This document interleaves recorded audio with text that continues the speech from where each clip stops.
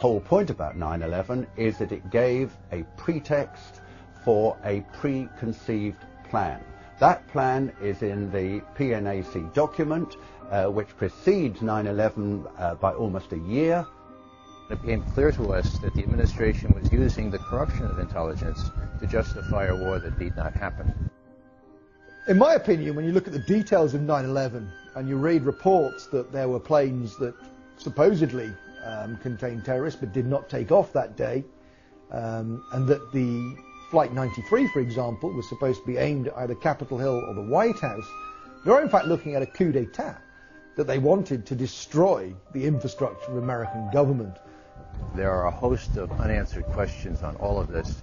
The reason they're unanswered is because this president, this administration, will not answer the questions. Why is it that perhaps the biggest question of all, why is it that after, on 9/11, 8:20 a.m., when it was undoubtedly, without any question, that one of those planes had been hijacked, between 8:20 and 9:38, when the Pentagon was hit, an hour and 20 minutes, no US airplane was put into the air? There were drills on the day of 9/11 in which the American Defense Forces were supposed to be dealing with mock hijackings. Obviously, those would have slowed down the response of national defense to the hijacked airliners. If American passenger jets go off course and they are tackled by American fighter jets, the default position is to shoot them down. And yet in this case, of course, none of that happened.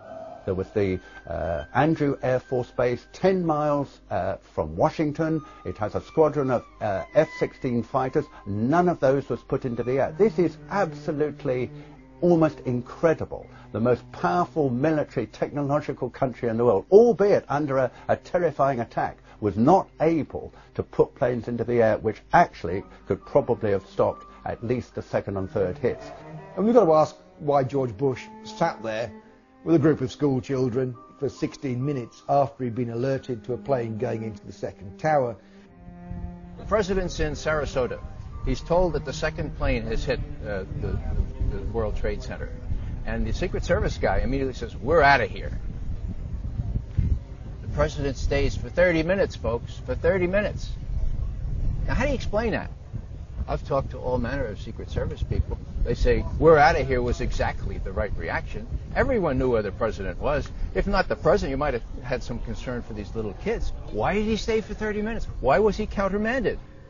The implication, of course, is he knew exactly what was going on, that he knew that he wasn't under attack. I think all of this needs to be explained. It wasn't in the congressional report. There was no serious examination of it. And there is the amazing statement made in the official congressional report that the American authorities have not managed to trace the source of the funding. And then the most amazingly disingenuous statement, ultimately, is it of little consequence. It is of massive consequence.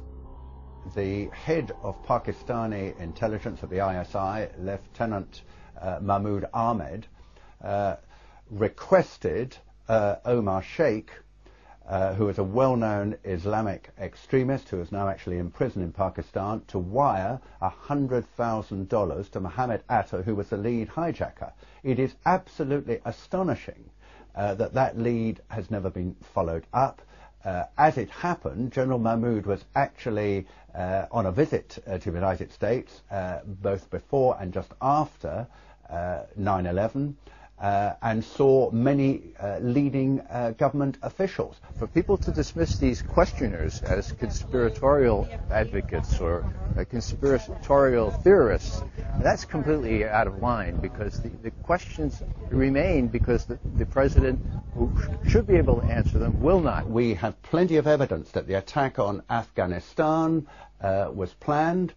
Because after the negotiations with the Taliban broke down in the United States, I think they went to Houston in Texas in about July, and there were later discussions at about this time in Berlin, where US officials made absolutely clear to the Taliban representatives in this famous phrase, either we will provide you with a carpet of gold, in other words, if you supply a pipeline across Afghanistan, you ensure the security of the country, you guard that pipeline, then we can do a deal with you, otherwise we will bury you in a carpet of bombs.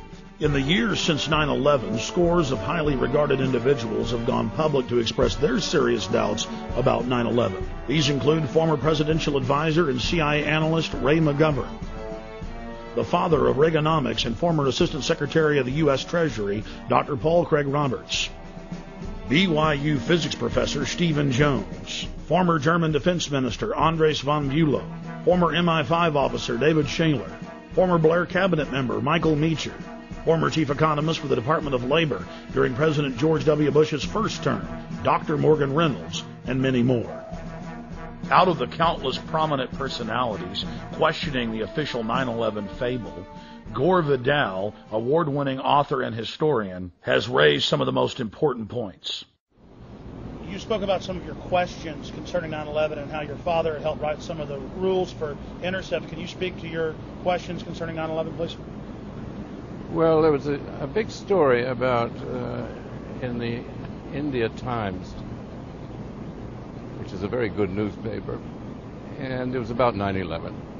And we had just found out, the world had found out that Mohammed Atta, who was a Saudi Arabian guy, but seemingly working for Osama bin Laden, that he was in charge of the planes that crashed into the New York buildings. Well, the story is really more complicated. What struck me immediately, my father was director of air commerce under Franklin Roosevelt. My father, who was been one of the original Army Air Force flyers in World War I, he had put in a lot of sort of safety things. In the event of a hijacking of a passenger liner or any plane that they knew about, that fighter planes would be scrambled, that is, sent up into air immediately within minutes in order to force the plane down, to change course, shoot it down if you had to. And you don't need orders from the president, the vice president, or anybody else. That's the law. Well, they didn't go up after 9/11. Everybody knew what had happened, and the planes were still on their way to Washington to hit the Pentagon, when suddenly from Otis Air Base comes one fighter plane. Otis Air Base is in Massachusetts. Might just as well have been in Canada. That was the only fighter plane which, according to law, they all should have been up there, and not one went up. Well, that could only happen if somebody had told them to stand down, not to respond to what was, after all, their sworn duty. That's the Times of India broke the story, and then that well-known radical rag, the Wall Street Journal, also wrote about it. I thought by then places like the New York Times would have waked up, but the New York Times is incapable of waking up to anything important. Months before 9/11, on June 1st, 2001, Dick Cheney ordered then Secretary of Defense Donald Rumsfeld to issue this order to NORAD and the Pentagon.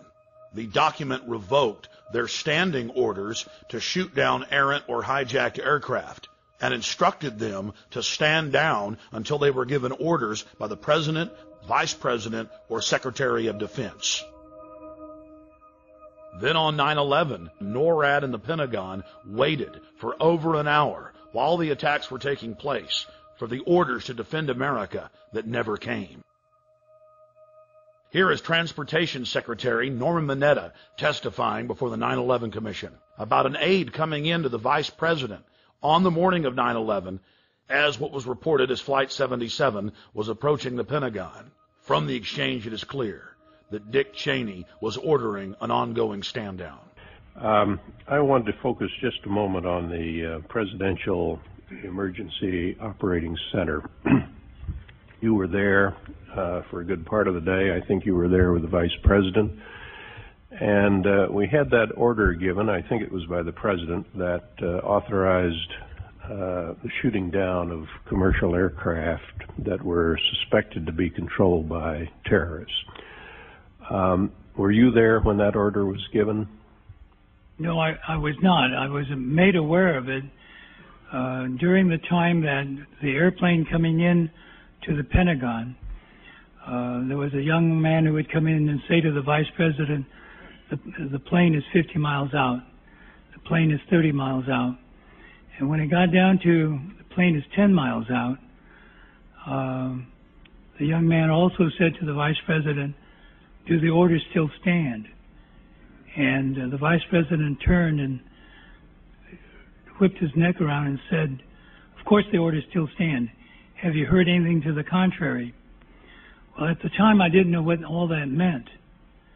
And the flight you're referring to is the flight that came into the Pentagon.